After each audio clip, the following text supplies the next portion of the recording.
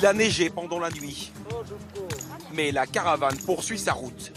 Allez, on y va. L'étape du jour est plutôt facile. Enfin, ça grimpe, quand même. Dominique, Mado, Aurélie et Anita ont retrouvé leur place. Oui, ça. Voilà. Au guidon de leur quadrix, ces fauteuils tout-terrain. Chacune d'elles a une équipe dédiée pour lui permettre d'avancer. Dans les côtes, elles sont tirées et poussées. Là, je fais la maligne, mais pas tout le temps. Hein. Ça sera pas tout le temps comme ça. Dans les descentes, elles sont autonomes. Et Dominique adore ça. Avec ses anges gardiens népalais, ils forment une équipe soudée. Et on s'arrête un peu, comme ça ils soufflent. Et comme ça ils regardent le paysage, parce qu'il y en a en fait, il y en a beaucoup, c'est la première fois qu'ils viennent ici. Pour toi, c'est la première fois? Oui, première fois. Et toi? Oui, moi aussi. Puis on attend qu'ils avancent, comme ça après on les rattrape vite. Derrière toute cette aventure, il y a Michel Vézy. Mon cœur, Michel. Un Savoyard, guide de haute montagne, tombé amoureux du Népal il y a 30 ans. Après on repart, tu vois, on voit le chemin qui se découpe. C'est lui qui a eu l'idée d'acheter ces quadrix et d'organiser ce type d'expédition. Tout le monde peut partir au Népal, dans ces lieux ici, avec des machines adaptées. Quand on se lève le matin, qu'on va le Manaslu, c'est grandiose. Chez nous, on n'a pas tout ça.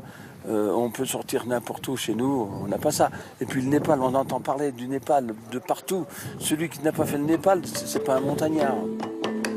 Alors, pour devenir de vrais montagnards, mais à 4 roues, il a fallu s'entraîner pendant 1 an.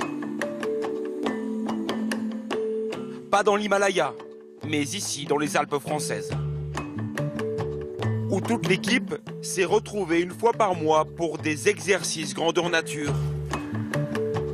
Ce jour-là, nous les avions rencontrés lors du dernier entraînement avant le grand départ au Népal. Le moment pour Michel, le guide, de distiller ses derniers conseils. Anita, ça roule? Impeccable. Et quand on sera là-bas, tu verras, tu as des endroits qui vont être relativement raides, très raides même. Et là, tu vas être retenu par l'arrière, avec des cordes. Et là, tu vas gérer ton freinage exactement pareil. Si tu serres uniquement le frein avant, tes roues vont se bloquer. Et là, tu vas chasser. Alors, il faut gérer sur tes deux freins ensemble. Voilà. Mais là, comme tu as fait là, c'est vraiment impeccable. Très, très bien. Okay. La plus grande appréhension que j'ai, c'est la descente. Gérer la descente, gérer la vitesse. Et puis, savoir lâcher les freins. Et puis, regarder loin pour bien voir où il faut passer.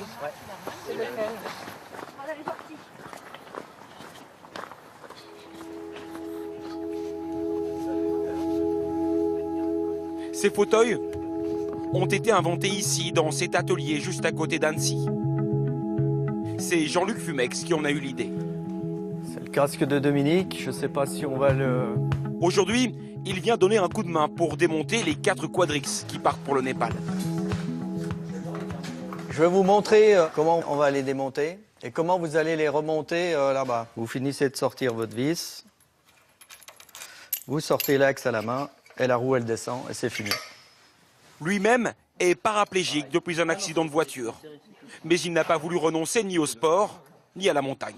L'idée, c'était de créer un matériel pour moi. Et quand j'ai fait le premier prototype et que mes collègues d'Handisport l'ont vu, m'ont dit « Tu ne peux pas faire ça que pour toi. Nous, on veut rouler avec toi, avec tes engins. » Donc, l'idée a germé et j'ai créé la société.